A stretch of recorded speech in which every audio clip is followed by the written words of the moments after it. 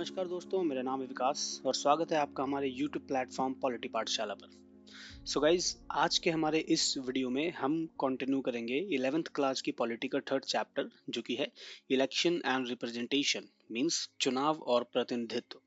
इस चैप्टर के 5 parts already हमारे चैनल पर अवेलेबल हैं, जिनके लिंक आपको डिस्क्रिप्शन में मिल जाएंगे। तो आइए शुरू करते हैं और देखते हैं कि आज के हमारे इस वीडियो में हमें किन टॉपिक्स को कवर करना है।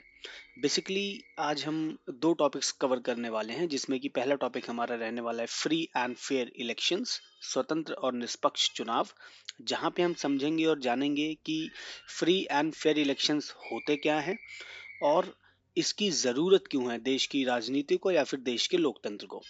इसके साथ ही हम बात करेंगे सार्वभौमिक वयस्क मताधिकार के बारे में और चुनाव लड़ने के अधिकार के बारे में। सार्वभौमिक वयस्क मताधिकार क्या है और चुनाव लड़ने का अधिकार किसके पास है, कौन चुनाव लड़ सकता है, क्या क्या रिक्वायरमेंट्स होती हैं। तो आइए शुरू करते हैं और बढ़ते हैं हमारे पहले टॉपिक की तरफ। स्वतंत्र और निष्पक्ष चुनाव का मतलब क्या है? जब हम बात करते हैं स्वतंत्र और निष्पक्ष चुनाव, फ्री एंड फेयर इलेक्शन, तो इसका सीधा सीधा मतलब है कि इलेक्शंस की एक्टिविटी में, इलेक्शंस का जो काम हो रहा है उसके अंदर किसी भी तरह का कोई करप्शन ना हो और किसी भी तरह की कोई ऐसी एक्टिविटी ना हो जिससे कि इलेक्शंस के रिजल्ट पर और इलेक्शन पर इफेक्ट पड़े। बेसिकली ये जो दो शब्द हैं, स्वतंत्र और निष्पक्ष, इन दोनों शब्दों का यहाँ पे अपना अलग अलग मतलब है। जो शब्द है स्वतंत्र यानी कि फ्री, उसका मतलब यहाँ पे ये है कि हर वो इंडिविजुअल जो कि वोट डालने के लिए एलिजिबल है देश के अंदर, वो पूरी तरह से फ्री है अपना वोट कास्ट करने के लिए अपनी मर्जी के अनुसार। यानी कि उसके ऊपर किसी तरह का कोई दबाव, कोई प्रेशर या फिर उसको किसी तरह का कोई थ्रेट नहीं होना चाहिए कि वो किसको वोट करे। कई बार पॉलिटिकल पार्टीज और कुछ पॉलिटिकल लीडर्स जो कि उतने अच्छे नहीं होते हैं जितना अच्छा वो बनना अपने आप को दिखाते हैं, तो ऐसे में वो इलेक्शंस को एक तरीके से देखा जाए तो अ, कुछ बदलाव करने के लिए रिजल्ट्स में अपने आप को जिताने के लिए वो कुछ लोगों के ऊपर दबाव डालते हैं, वोट्स खरीदते हैं। तो ये चीजें ना हो, उसको कहा गया है स्वतंत्र चुनाव। यानी कि चुनने वाले के पास पूरी स्वतंत्रता है कि वो किसे चुनेगा अपनी मर्जी से। उसे किसी के दबाव में नहीं आना है, उसके ऊपर किसी तरह का कोई प्रेशर नहीं होगा, जिसके लिए कि इलेक्शन कमीशन और जो देश का जो प्रशासन है, जो शासन है, वो इन चीज़ों की टेकिंग केयर भी करता है, वो इन चीज़ों का ध्यान भी रखता है कि ऐसा कुछ ना हो। इसके साथ जो दूसरा शब्द है निष्पक्ष, निष्पक्षता का मतलब है यहाँ पर कि इलेक्शंस और इलेक्शंस का रिजल्ट किसी एक के पक्ष में नहीं होना चाहिए। मतलब उसके अंदर किसी तरह का कोई पक्षपात नहीं होना चाहिए, क्योंकि इलेक्शन करवाने वाली जो बॉडी है, कई बार ऐसा होता है कि ऐसा माना जाता है और ऐसा हो भी सकता है, कई देशों में और कई जगहों पर ऐसा देखने को मिला भी है कि जो इलेक्शन करवाने वाली बॉडी है, जो इलेक्शन कमीशन है या फिर जो भी डिपार्टमेंट है जिसके पास इलेक्शन करवाने की जिम्मेदारी होती है, या फिर वो डिपार्टमेंट्स जो इलेक्शन के कामों से जुड़े होते हैं, वो कुछ ऐसा एनवायरनमेंट क्रिएट कर देते हैं जिससे कि किसी एक पर्टिकुलर लीडर को या फिर किसी एक पर्टिकुलर पार्टी को फायदा हो जाता है इलेक्शंस में। तो निष्पक्षता का मतलब यही है कि ऐसा कुछ नहीं होना चाहिए। सभी के साथ इक्वल जो है कि ट्रीटमेंट होगा, सभी पॉलिटिकल पार्टीज को इक्वल अपॉर्चुनिटी मिलेगी, सभी इलेक्शन में पार्टिसिपेट करने वाले वोटर्स को भी जो है कि इक्वल ट्रीटमेंट मिलेगा। और इसके साथ साथ गवर्नमेंट, जो उस टाइम पीरियड में गवर्नमेंट है या फिर वो लोग जो गवर्नमेंट बनाना चाह रहे हैं, जो पॉलिटिकल पार्टीज हैं, उन सबको जो अधिकार मिले हुए हैं इलेक्शन लड़ने के, चुनाव लड़ने के, चुनाव में पार्टिसिपेट करने के और चुनाव रिलेटेड जितनी भी एक्टिविटीज हैं वो करने के, वो सब वो इजीली आज़ादी से कर पाएंगे और उनके ऊपर किसी तरह का कोई ऐसा प्रेशर नहीं होगा या फिर किसी तरह का ऐसा एनवायरनमेंट क्रिएट नहीं किया जाएगा जिससे कि उनको नुकसान हो इलेक्शन में और इलेक्शन के रिजल्ट्स पर प्रभाव पड़े, इफेक्ट पड़े। तो उसको कहा गया है निष्पक्ष। और इसके साथ साथ स्वतंत्र और निष्पक्ष चुनाव का सिर्फ इतना ही मतलब नहीं है। अगर आसान शब्दों में समझने की कोशिश करें तो स्वतंत्र और निष्पक्ष चुनाव का सीधा और साधारण जो मतलब है, जो मीनिंग है, वो ये निकल के आता है कि इलेक्शन और इलेक्शन से रिलेटेड एक्टिविटीज में जो स्वतंत्रता की बात की जा रही है वो स्वतंत्रता सबको मिले और निष्पक्षता बनी रहे, किसी तरह की कोई चीटिंग ना हो और कोई भी ऐसा काम ना हो जो बाय द बुक नहीं है, अगेंस्ट द लॉ है या फिर अगेंस्ट द रूल है। इलेक्शन कमीशन इसका ध्यान रखता है और तमाम दूसरी बॉडीज जो गवर्नमेंट की हैं या फिर जो प्रशासन है, जो एडमिनिस्ट्रेशन है, जो इन सारी चीज़ों की देखभाल करता है, वो इन चीज़ों का ध्यान रखता है कि ऐसा ना हो कि इलेक्शन पर और इलेक्शन के रिजल्ट्स पर किसी तरह का कोई इफेक्ट पड़े, जिससे कि देश की जनता सही से इलेक्शन में पार्टिसिपेट कर पाए और सही आदमी चुन करके पार्लियामेंट में या फिर स्टेट लेजिस्लेचर में जा सके। इसके साथ ही अब ये जो चुनाव प्रणाली है, जितनी भी चुनाव प्रणाली हैं, जितने भी इलेक्शन सिस्टम्स हैं अलग अलग देशों में, अलग अलग जगहों पे जो हमें देखने को मिलते हैं, उनकी जो सबसे बेसिक और उनका एक तरीके से देखा जाए तो उनका जो टेस्ट है, उनकी जो परीक्षा है, वो यही है कि ये देखा जाए कि वो चुनाव प्रणाली के अंदर जो भी चुनाव प्रणाली जहाँ पर भी है, जैसे हमारे यहाँ पर इलेक्शन कमीशन सारी चीज़ें देखता है और एफपीटीपी सिस्टम को हम यूज़ करते हैं।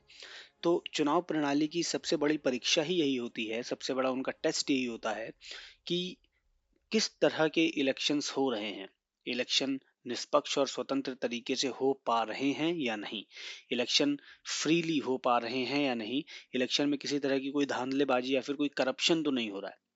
क्योंकि इलेक्शन और इलेक्शन के रिजल्ट पर ही पूरा लोकतंत्र टिका हुआ है। डेमोक्रेसी में जहाँ पे हम बात करते हैं इलेक्शंस की कि जनता अपना लीडर खुद चुनेगी, अगर उस प्रोसेस में ही कोई करप्शन हो गया, कुछ गड़बड़ हो गई, तो लोकतंत्र किसी तरीके का बेसिकली काम का रहा नहीं। क्योंकि लोकतंत्र का मीनिंग तो वहाँ पे हम डिस्ट्रॉय कर रहे हैं, अगर इलेक्शंस के अंदर या इलेक्शन रिलेटेड एक्टिविटीज के अंदर किसी तरह का कोई करप्शन हमें देखने को मिल रहा है तो। इसके साथ ही डेमोक्रेसी के लिए बहुत ज़्यादा जरूरी है और बहुत ज़्यादा बेसिक भी है कि इलेक्शन सिस्टम यानी कि चुनाव प्रणाली पूरी तरीके से निष्पक्ष और पारदर्शी हो, यानी कि ट्रांसपेरेंट हो और इम्पार्शियल हो, किसी तरीके की कोई गड़बड़ ना हो। ये बहुत ज़रूरी है डेमोक्रेसी के लिए, नहीं तो डेमोक्रेसी की जो आधारशिला है, जो लोकतंत्र का जो एक एक एक जो उसका बेस है, वो हिल जाएगा, वो खराब हो जाएगा और लोकतंत्र किसी काम का नहीं रहेगा। क्योंकि लोकतंत्र की बेसिक रिक्वायरमेंट ही यही है कि ऐसा सिस्टम जहां पर देश की जनता द्वारा देश का शासक या फिर लीडर या फिर रूलर चूज किया जाए, चुना जाए, देश की जनता बनाए और डिसाइड करे कि कौन उनके ऊपर राज करेगा, और उस प्रोसेस में ही गड़बड़ हो गई तो लोकतंत्र गड़बड़ हो जाएगा। सो बेसिकली ये मतलब है स्वतंत्र और निष्पक्ष चुनाव का।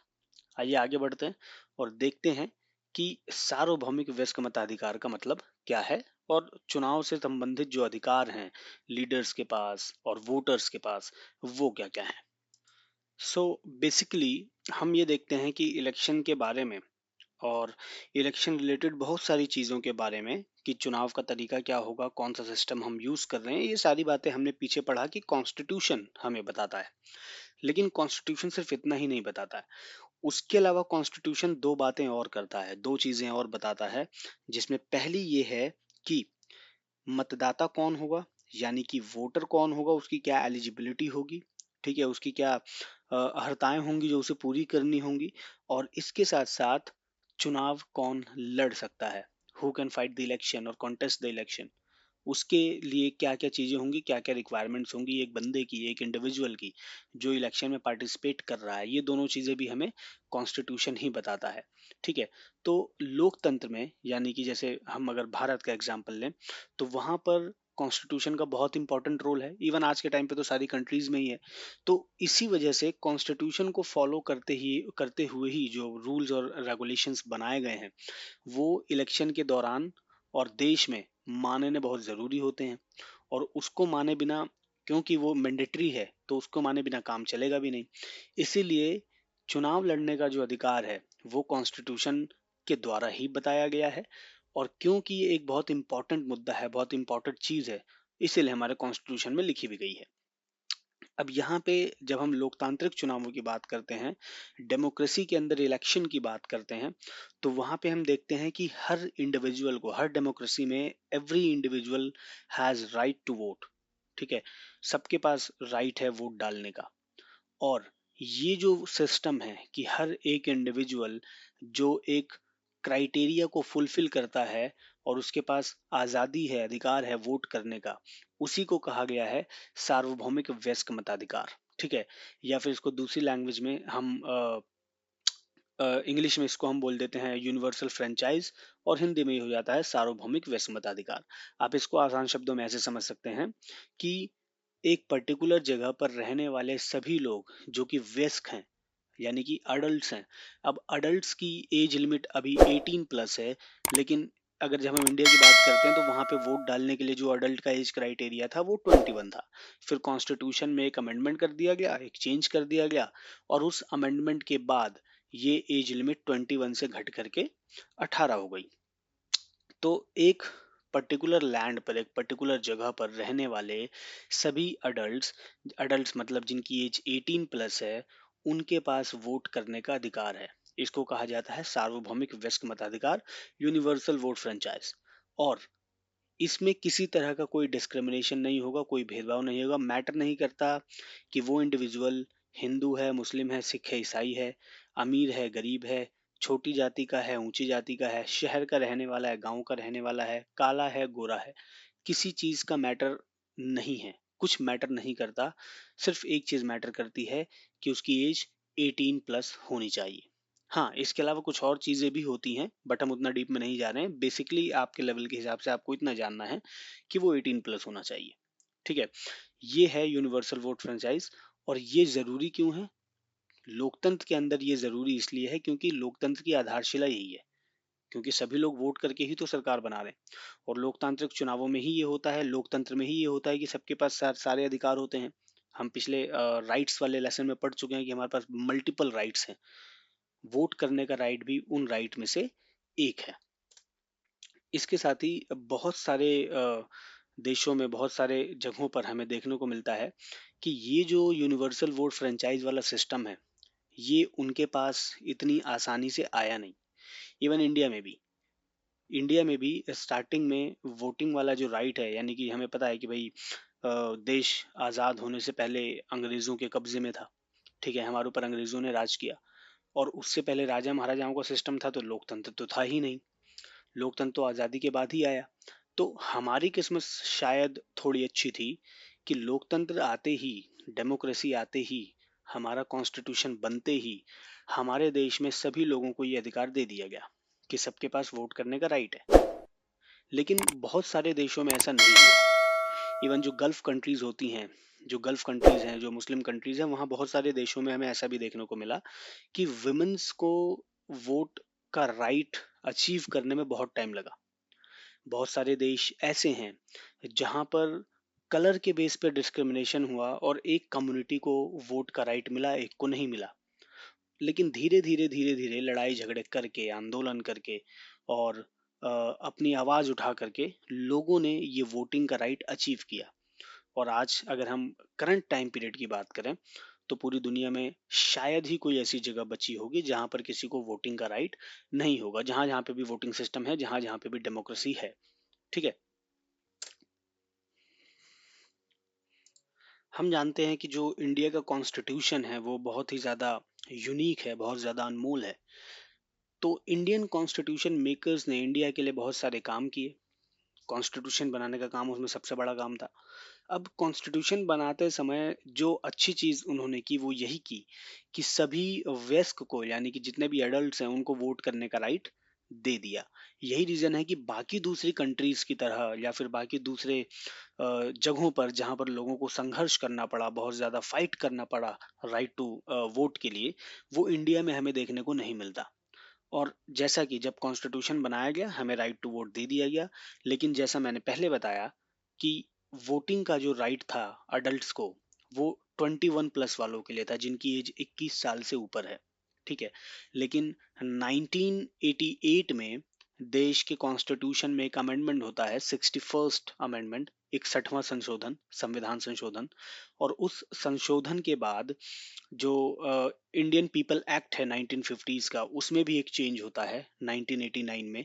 और 1989 में फिर जो वोटिंग का वोटर्स के लिए जो एज का क्राइटेरिया है उसको 21 वर्ष से घटा करके 18 कर दिया जाता है। तो इसकी शुरुआत 1988 में होती है, 61st amendment of Indian constitution से। और उसके बाद इंडियन पीपल एक्ट 1950 में कुछ चेंजेस किए जाते हैं जो कि 1989 में होता है। और ये जो नई पॉलिसी या फिर जो नया रूल होता है, ये 1989 1989 में ही इम्प्लीमेंट हो जाता है। ठीक है, तो 1989 से वोटिंग का राइट था, जो उसकी एज लिमिट थी, वो 21 से घटा करके 18 कर दी जाती है। जब हम चुनाव लड़ने के अधिकार के बारे में बात करते हैं, हमने वोटिंग के राइट के बारे में बात की कि किस किस को वोट करने का राइट है। तो वोट करने का राइट सभी को है, बशर्ते वो देश का नागरिक होना चाहिए, उसकी उम्र 18 साल से ऊपर होनी चाहिए। ठीक है, और इसके साथ कुछ और चीज़ें भी हैं, जैसे कि मेंटल इलनेस और दो तमाम दूसरी दो चार चीज़ें और हैं जो इलेक्शन कमीशन जिसके बारे में बात करता है। बट यहाँ पे हम उसके बारे में बात नहीं करने वाले। अभी आपको इतना मान के चलना है कि हर एक इंडिविजुअल जिसकी उम्र 18 साल से ऊपर है और जो देश का नागरिक है, देश में रहता है, उसे वोट करने का अधिकार है। ठीक यही चीज़ चुनाव लड़ने वाले अधिकार पर भी इम्प्लीमेंट होती है। ठीक है, कि वो इंडिविजुअल जो देश का नागरिक है, देश में रहता है और एक एज क्राइटेरिया को फुलफिल करता है, वो चुनाव लड़ सकता है। लेकिन वोट करने का जो एज क्राइटेरिया है वो तो 18 प्लस है। बट चुनाव लड़ने का जो एज क्राइटेरिया है उसमें डिफरेंसेस होते हैं। ठीक है, बेसिकली जो चुनाव लड़ने का काम है, यानी कि जनता का प्रतिनिधित्व करना, उनका रिप्रेजेंटेशन करना, उसके लिए खड़ा तो कोई भी हो सकता है, सामने कोई भी आ सकता है, नो मैटर कि उसकी एज क्या है, कलर क्या है, कास्ट क्या है, रिलीजन क्या है, वो कोई भी कर सकता है। लेकिन ऑफिशियली इलेक्शन वो तभी लड़ पाएगा जब वो उस क्राइटेरिया को फुलफिल करेगा जो इलेक्शन कमीशन कहता है या फिर जो देश का संविधान कहता है। ठीक है, हाँ, सेवा कर सकता है, वो रिप्रेजेंटेशन कर सकता है, पॉलिटिकल पार्टी ज्वाइन कर सकता है, या फिर विदाउट पॉलिटिकल पार्टी ज्वाइन किए बिना भी वो काम कर सकता है। ठीक है, लेकिन इलेक्शन लड़ने के लिए उसे एक क्राइटेरिया फुलफिल करना पड़ेगा। वो क्राइटेरिया क्या है? वो क्राइटेरिया ये है कि वो बंदा इंडिया का सिटीजन होना चाहिए, उसके ऊपर किसी तरह का कोई एक होता है ना आपराधिक मामला या फिर कोई पुलिस केस प्रूव नहीं होना चाहिए। अगर उसके ऊपर कोई पुलिस केस चल रहा है, अभी ट्रायल चल रहा है, कोर्ट में है केस, तो वो इलेक्शन फाइट कर सकता है। लेकिन अगर वो केस प्रूव हो गया और उसको सजा मिल गई, जेल भेज दिया गया, तब वो इलेक्शन फाइट नहीं कर सकता है। और इसके साथ उसकी एक एज लिमिट होनी चाहिए, एक एज क्राइटेरिया फुलफिल करना चाहिए जो कि है मिनिमम 25 ईयर्स। और ये अलग अलग इलेक्शंस में अलग अलग है। जैसे कि अगर हम एमएलए की बात करें, यानी कि विधानसभाओं के लिए जो इलेक्शंस होते हैं, तो उसके लिए एज लिमिट है 25 साल। अगर हम लोकसभा की बात करें तो उसके लिए जो एज क्राइटेरिया है वो भी 25 साल ही है, 25 ईयर्स। लेकिन वहीं जब आप राज्यसभा की बात करते हैं तो वहाँ पे एज क्राइटेरिया आ जाता है 35 ईयर्स, 35 साल। इसके साथ साथ जो एमसीडी के इलेक्शंस होते हैं या फिर जो पंचायत के इलेक्शंस होते हैं, उनके लिए भी ये एज लिमिट अलग अलग होती है। तो ये क्राइटेरिया फुलफिल करना चाहिए। और एक जो लीगल प्रोविजन है वो ये है कि अगर किसी एक इंडिविजुअल पर कोई केस प्रूव हो चुका है और वो सजा काट चुका है, उसकी 2 साल या उससे ज्यादा की सजा अगर वो काट चुका है, तो वो चुनाव नहीं लड़ सकता। वो चुनाव लड़ने के लिए अयोग्य है, वो डिस्क्वालिफाइड हो जाएगा। ठीक है, और इवन वो भी होता है कि अगर केस चल रहा है और अगर आपको सजा मिल जाती है, तो अगर आप जेल में हैं तो भी आप चुनाव नहीं लड़ सकते। हाँ, लेकिन आपकी सजा, आपका जो केस है, जो जिस जिस भी मैटर को लेकर के वो केस चल रहा है, वो अपराध प्रूव हो जाना चाहिए, उसको सजा मिल जानी चाहिए कोर्ट से। कोर्ट ने अगर उसको गिल्टी मान लिया तो वो इलेक्शन फाइट नहीं कर पाएगा। ठीक है, हाँ, अगर ट्रायल चल रहा है, केस अभी पेंडिंग है, कोई डिसीजन उस पे आया नहीं है और वो जेल में बंद है अगर, तो उस मामले में वो केस वो इलेक्शन लड़ सकता है। लेकिन केस प्रूव हो जाने के बाद जो भी सजा है, अगर उसको कोर्ट ने गिल्टी मान लिया, उसके बाद वो इलेक्शन फाइट नहीं कर सकता। और ये तो बेसिक सी चीज है कि अगर उन्होंने सजा काट ली है, जो भी इंडिविजुअल है, अगर उसने सजा काट ली है 2 साल या उससे अधिक, और अब वो जेल से बाहर आ चुका है, नॉर्मल लाइफ जी रहा है, फिर वो अगर इलेक्शन फाइट करना चाहे तो वो इलेक्शन फाइट नहीं कर सकता, क्योंकि ये प्रोविजन है।